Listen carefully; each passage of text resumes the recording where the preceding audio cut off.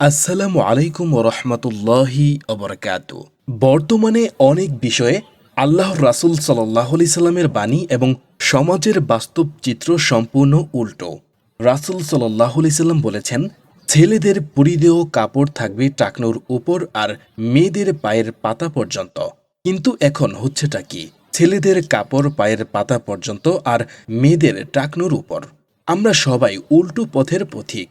আমরা যুবক যারা আছি তারা প্যান্ট বা লুঙ্গি ব্যবহার করি। বলতে গেলে সবার কাপড় আমাদের টাকনুর নিচেই ঝুলে থাকে, এমনকি জিন্সের বাজ হয়ে গোড়ালির নিচেও ঢুকে যায়। যারা 5 ওয়াক্ত নামাজ আদায় করছি তাদের মধ্যেও অনেকেই এই বিষয়টা নিয়ে সিরিয়াস নয়। যখন নামাজ পড়ি প্যান্ট গুটিয়ে রাখি বা লুঙ্গি টাকনুর উপরে উঠিয়ে রাখি, অন্য সময় আবার আগের মতো, যদিও কাপড় গুটিয়ে নামাজ সম্পূর্ণ নিষেধ। চলুন এই বিষয়ে রাসূল করিম সাল্লাল্লাহু আলাইহি সাল্লাম কি বলেছেন।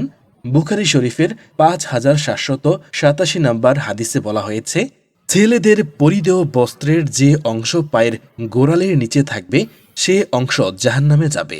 বিচারের মাঠে আল্লাহ তাআলা ওই ব্যক্তির দিকে তাকাবেন না। আল্লাহর দয়া ও রহমত দিয়ে ওই ব্যক্তিকে তার গুনাহ থেকে পবিত্র করবেন না। যে ব্যক্তি অহংকার বশত পরিধেয় বস্ত্র ঝুলিয়ে পরিধান করে, অনুরূপ হাদিস বর্ণিত মুসলিম শরীফেও দেখে নিতে পারেন। হাদিস নাম্বার 5346 এবং 5356 নম্বর হাদিস। তো এই হাদিসগুলো শুনে অনেককেই বলতে শুনি, ভাই আমি তো অহংকার বশত কাপড় ঝুলিয়ে পড়ছি না। তাহলে তাকে জিজ্ঞেস করা হলে কেন আপনি প্যান্ট কেটে নিচ্ছেন না? তখন তাদের বেশিরভাগেরই উত্তর হয়, ভাই টাকনুর উপর প্যান্ট পরলে কেমন যেন খালি খালি লাগে, বন্ধু বান্ধব নানান কথা বলে। হ্যাঁ, এই যে এই কেমন লাগে এটাই আপনার অহংকার। আবার অনেকে বলে, দূর ভাই ওইটুকু জায়গা জাহান্নামে দিলে কি ক্ষতি? ওহ তাই না? চলুন তাহলে এই বিষয়টা বোঝার চেষ্টা করি। বিষয়টা এমন না যে টাকনু থেকে পায়ের পাতা পর্যন্ত কেটে শুধু ওই অংশটুকুই দেওয়া হবে আর আপনি জান্নাতে বসে হাওয়া বাতাস খাবেন। আবার অনেকেই বলে, আরে ভাই জাহান্নামে গেলেও কিছু সময় পর ঠিকই আবার জান্নাতে চলে আসব, এ তো ভাবার কি আছে? তাদের ভাবখানা এমন যেন জাহান্নাম আমাদের মামুর বাড়ি, যখন ইচ্ছা গেলাম, আবার যখন ইচ্ছে মামার বাড়ির মোয়া মুড়ি খেয়ে চলে আসলাম। ভাইরে, জাহান্নামের আগুন কি আমরা 1 মিনিট সহ্য করার ক্ষমতা আছে? যাই হোক, এই বিষয়টার জন্যই আপনাকে যদি জাহান্নামের মধ্যে সবচেয়ে কম শাস্তিও দেওয়া হয়, তাহলে আপনার অবস্থা কি হবে একবার ভেবে দেখেছেন? জাহান্নামীদের মধ্যে সব থেকে কম শাস্তি দেওয়া হবে নবীজির চাচা আবু তালিবকে। তার পায়ে আগুনের জোতা পরানো হবে, শুধু এতেই তার মাথার মগজ টকবক করে গলে গলে পড়তে থাকবে। ভাবুন, সহ্য করতে পারবেন তো এই ভয়ানক শাস্তি? আবার অনেকে বোকা বলে থাকে, কালিমা যেহেতু পড়েছি 2-4 দিন জাহান্নামের শাস্তি দিয়ে আল্লাহ তো জান্নাতে দিবেনি। অনেক সহিহ হাদিস দ্বারা প্রমাণিত যে জাহান্নামের গভীরতা হবে 70 বছরের পথ। সেই পথে মানুষে হাঁটার কি গতিতে যাবে, নাকি গোড়া প্লেন রকেটে কিংবা আলোর গতিতে যাবে, নাকি আরও কোনো দ্রুত গতি হবে, আল্লাহ তাআলাই ভালো জানেন। মুসলিম শরীফের হাদিস থেকে আমরা জানতে পারি যে রাসূল সাল্লাল্লাহু আলাইহি সাল্লাম বলেছেন, জাহান্নামের গভীরতা হবে 70,000 বছরের পথ।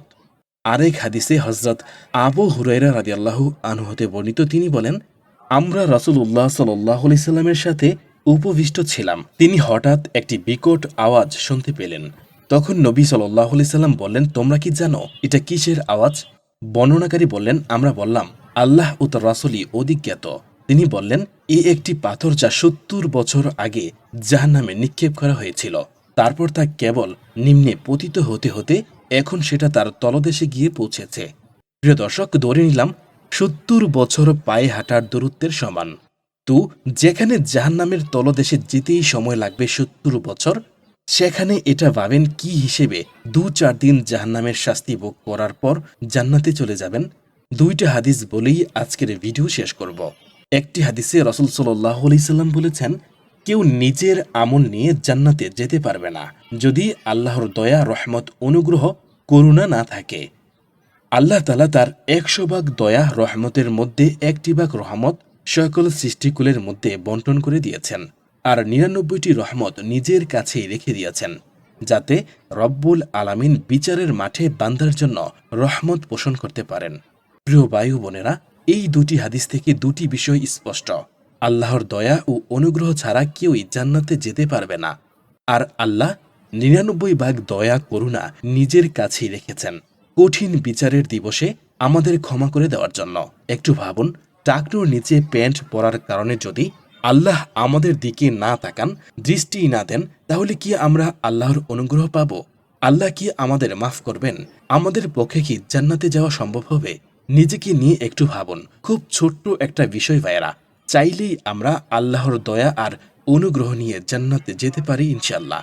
তবে হ্যাঁ, আপনি যদি এমন কোনো শীত প্রধান দেশে অবস্থান করেন যেখানে ১ ইঞ্চি জায়গা খোলা রেখে নামাজ পড়া সম্ভব নয়, যেমন বিশ্বের অন্যতম শীতলতম স্থান হিসেবে পরিচিত রাশিয়ার পূর্ব সাইবেরিয়ার ইয়াকুতুস্ক শহর, মস্কো থেকে ৫,০০০ কিলোমিটার পূর্বে অবস্থিত ইয়াকুতুস্ক এই শহর। এই ঘড়ির শহরের বাসিন্দারা প্রায়শই থার্মোমিটারের পারদকে -৪০-এর নিচে নেমে যেতে দেখেন। এমনিতেও শীতের সময় ভয়ঙ্কর তুষারপাত হয় এই শহরে। এছাড়া মঙ্গোলিয়া, দক্ষিণ কোরিয়া, আমেরিকা, ইউরোপ সহ বহু দেশে বিভিন্ন সময় মাইনাস তাপমাত্রা বিরাজ করে। সেই ক্ষেত্রে সেই জায়গাগুলোতে টাকনু ডেকে নামাজ পড়লে তা অবশ্যই জায়েজ রয়েছে, কেননা এটা অহংকারের পর্যায়ভুক্ত নয়, এতে অহংকার প্রকাশ পায় না। এখানে জরুরত বলেই মানুষকে টাকনুস্থ সমস্ত শরীর ডেকে নামাজ পড়তে হবে, কেননা আল্লাহ তাআলা সূরা বাকারার ২৮৬ নম্বর আয়াতে বলেছেন, আল্লাহ সাধ্যের বাহিরে কাউকে তার দায়িত্ব চাপিয়ে দেন না। আল্লাহু আলাম। মহান আল্লাহ তাআলা আমাদেরকে ইসলাম সঠিকভাবে পালন করার তৌফিক দান করুন। তো প্রিয় দর্শক, আপনারা যারা ভিডিওটি শেষ পর্যন্ত দেখেছেন তারা ভিডিওটি শেয়ার করে দিন এবং কমেন্টে আমিন লিখে ফেলুন, অথবা আপনার মূল্যবান মতামত জানাতে পারেন।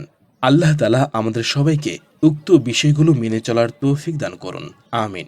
প্রত্যেকের সুস্বাস্থ্য কামনায় আজকের ভিডিওটি এখানেই সমাপ্তি। আসসালামু আলাইকুম ওয়া রাহমাতুল্লাহি ওয়া বারাকাতুহু। আল্লাহ হাফেজ।